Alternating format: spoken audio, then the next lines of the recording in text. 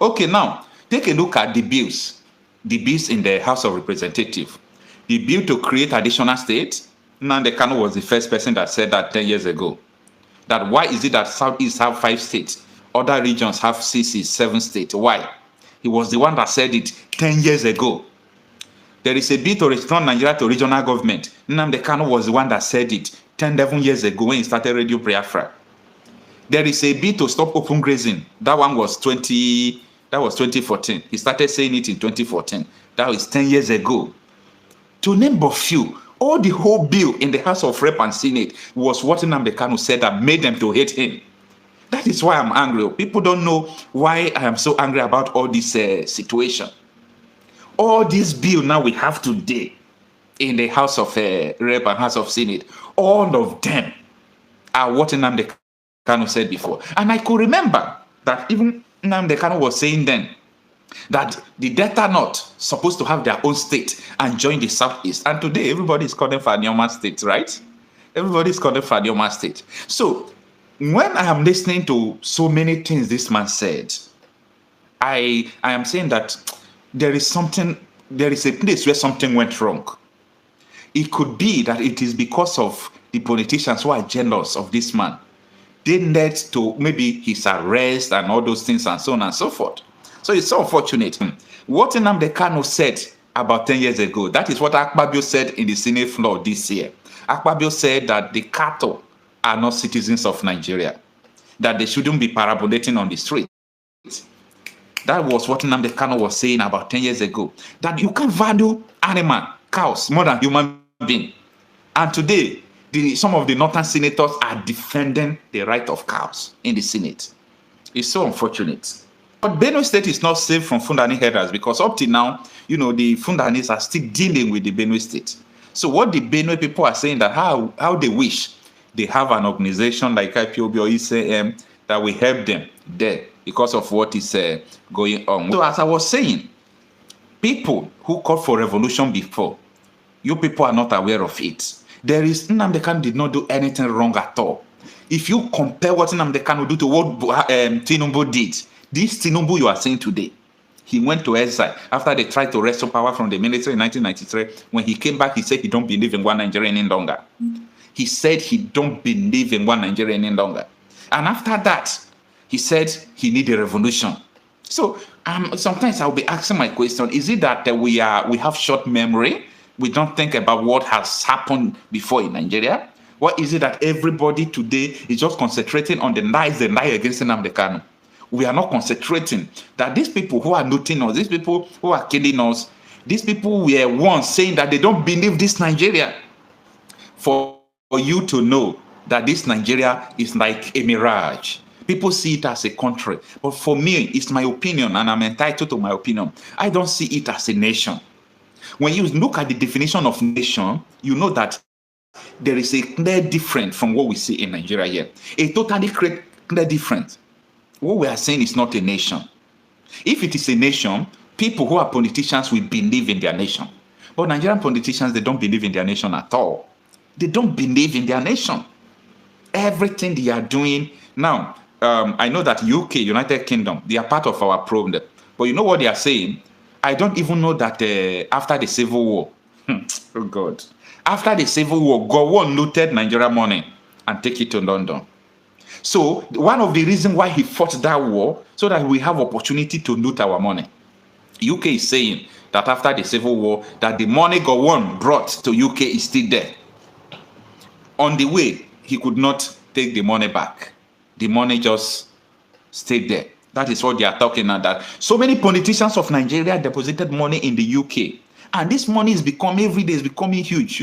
And they are saying that Nigeria is suffering. They are part of the people who looted Nigeria before, right? They are part of the people who caused the problem. But their leaders is looting them more. And Nigerian youths are trooping out. Nigerian youths are on the internet. Nigerian youths are everywhere.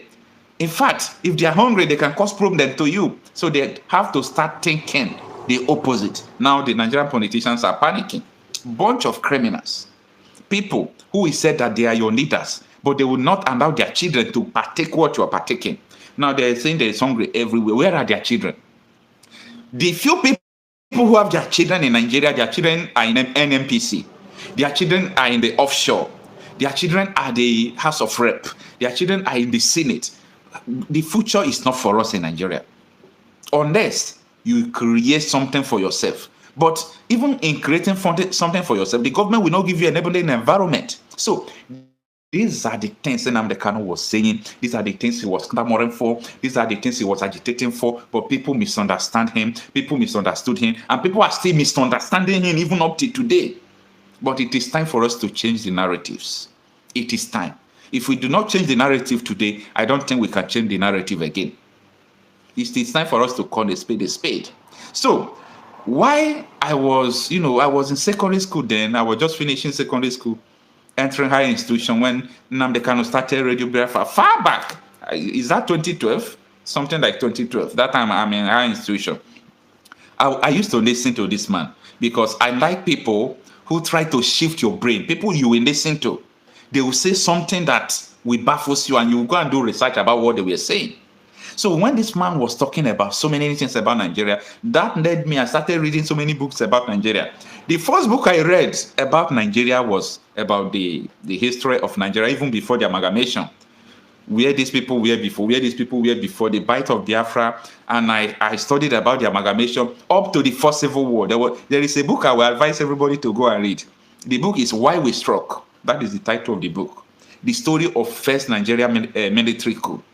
Why they carried out the military coup. If you read it, you will know that Nigeria is not meant to survive. Nigeria is not meant to be successful.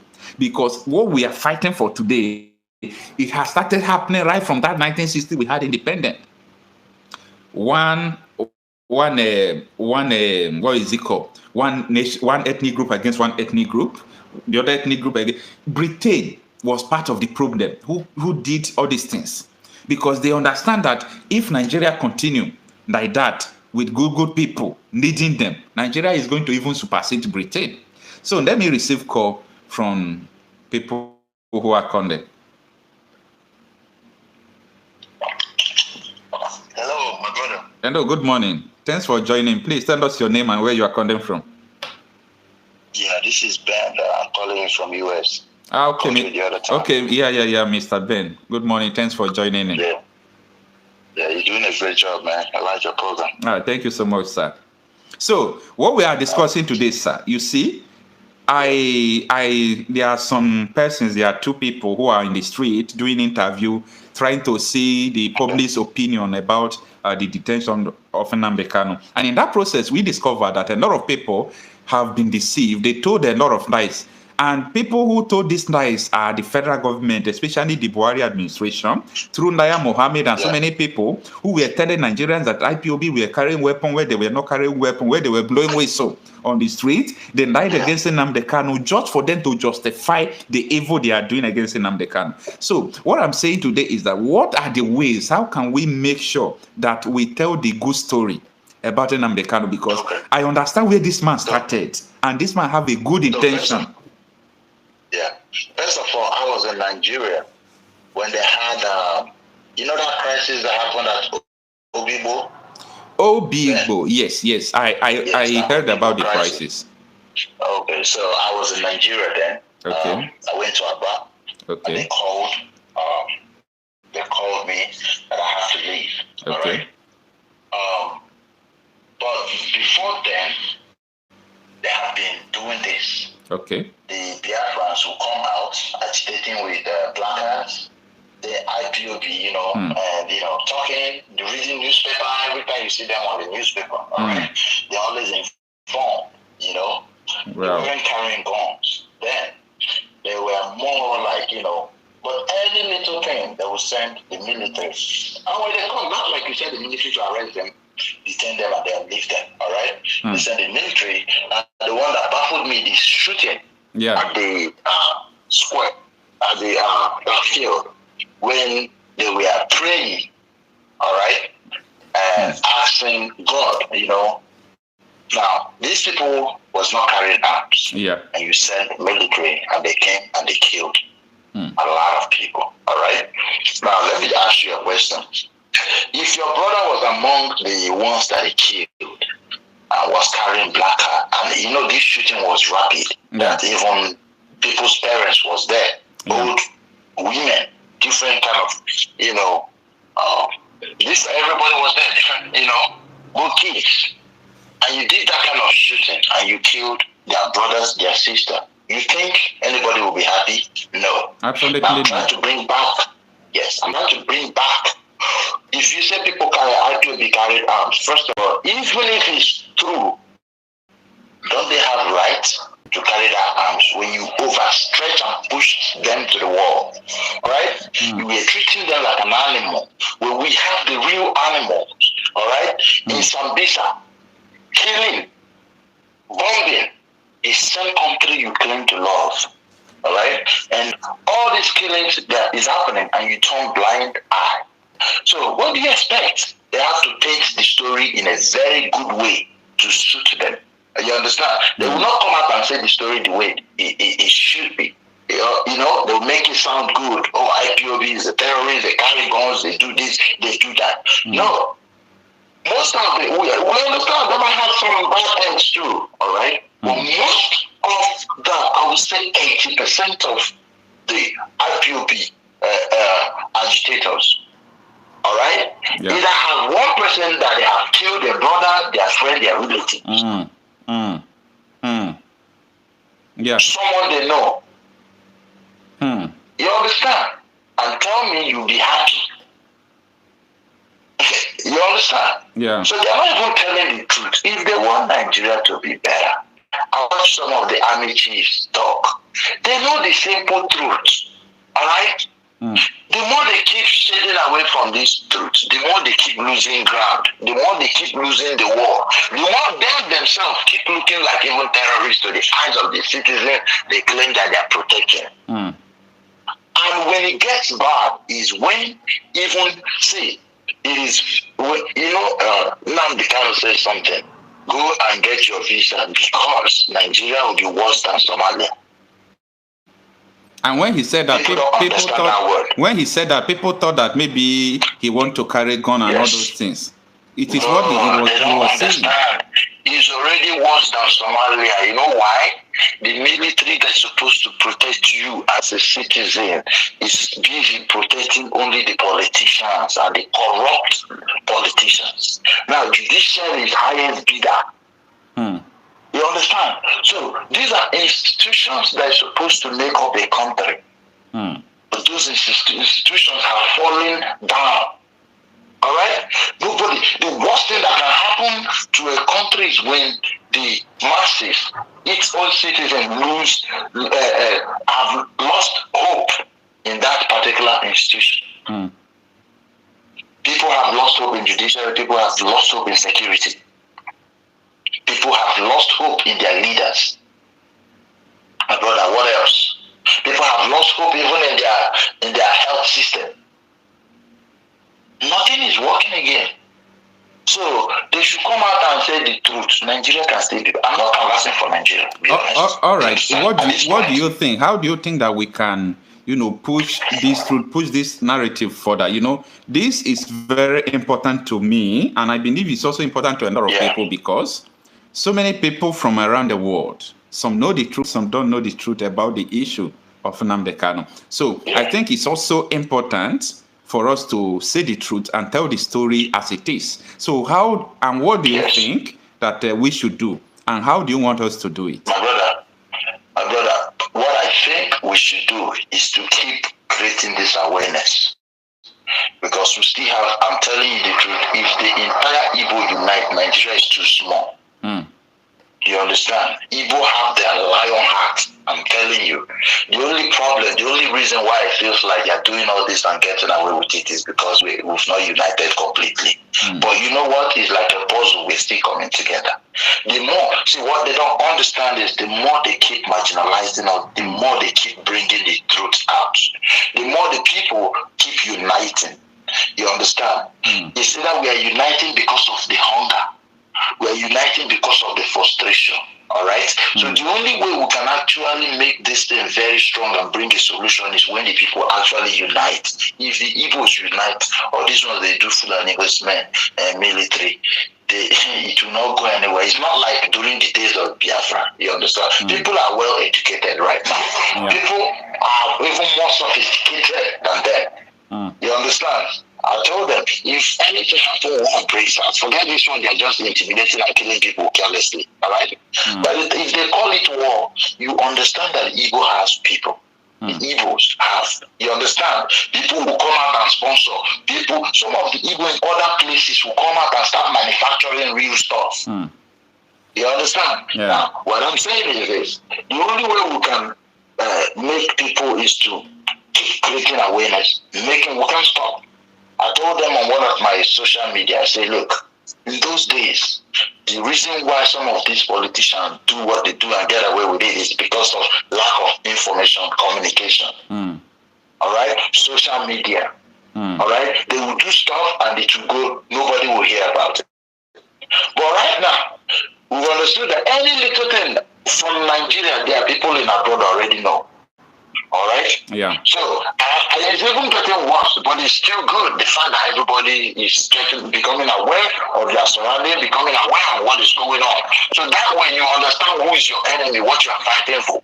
Now, if every Igbo youth, I'm talking about Igbo youth, then every Southeasterner, all right, then, and every Yoruba that is supporting good, you understand, as against injustice, is they keep waking up, my brother. Fulani herdsmen, they are everywhere. They planted them, but they will fish them out. Yeah, they are asking you a question. Mr. Watson is asking you a question. You say, unite with who? Yeah.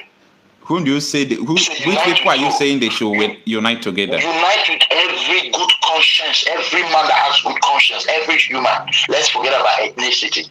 Because the Nigeria right now is not, in fact, the Igbo is not even suffering like the other people. You understand? So you see, when you talk about people who are suffering from other areas, some persons will tell you that it's none of their business. Like today now, if anything that is going on in Nigeria, the people from the southeast, they laugh at them. They don't even put mouth. In the sense that these people are agitated, people have been doing protests. If the Southeasterners are doing protests before, nobody will join them. You understand? So they have been doing all these things alone. So that is why this period of time, from my own personal research, I discovered that a lot of them don't want to put mouth anything Nigeria again. That if they are suffering, let them suffer. Anything that is happening. So what do you have to say about that? So the Igbos have actually understand the system of Nigeria. All right? Okay. And one of the system of Nigeria is like a trap. They set a trap for you with other ethnicity. Okay. All right, other tribes. And what want you to let's use them to set a trap so that these people will come and join. Once they join, they will put everything on them. Okay. This thing I'm talking about started even from the war, during the Biafra war. Okay. Because you cannot tell me that they planned a coup. And this coup that they planned was different ethnicity that planned this coup. But how come the Igbos are being the one targeted till date? So, and some of this war was fought even before we were born, all right? But we grew up to still feel the pain and understand the truth. And see everything. Why? Because the same thing told us when we was little. That's the same thing that we grew up to see. Because they're doing the same thing to us. All right? So now we understand. We don't need a soothsayer to tell us, look, everything they're doing is a trap. If they truly believe that they want freedom, they should start fighting the same way the Igbos are fighting. Set up your own security in your area. Nnamdi Kanu must not be the only scapegoat. Set up, you have people that can speak for you. Speak in the same voice Nnamdi Kanu is speaking. Now, let me ask. We're talking about revolution. If I look them and I laugh, if some people come out and say, oh, Nnamdi Kanu say the truth. If they truly support what Nnamdi Kanu is saying, let the so-called outsiders that is facing this true pain start agitating for Nnamdi Kanu's release. Let Yorubas start protesting for Nnamdi Kanu's release. Because all Nigeria is fighting for right now is to have a true leader. Right now, I don't see any true leader among them. I don't see. What Nigeria, see, if you go to other countries, all right, some of these countries, they have their own punishment. You understand? I call it punishment, all right? Some of these places, they are suffering from natural disaster, all right? Yeah. Nigeria, we are suffering from bad leadership. Absolutely. If we have good leaders, someone who like Nnamdi Kanu, yeah, sorry to cut you short. You see, yes. I have another opinion about leadership in Nigeria. I know that we have bad leaders. I know we have bad leadership. There is no doubt about that. But do you think that even though someone who is good becomes the president of Nigeria, that the person will do well? Because we have, don't forget, we have a structure of criminality. We have a system error. We have a system where even though an angel just come to Aso Rock there, he can't do anything. He can't do anything. Do you remember last time I called you? Last time I called you, do you remember one statement I made about P2B? I said P2B, it's high time you start looking into your own people. Oh, yeah. I remembered. Okay. Do you know why I said that? Even if P2B wins today, P2B cannot fix Nigeria alone by himself.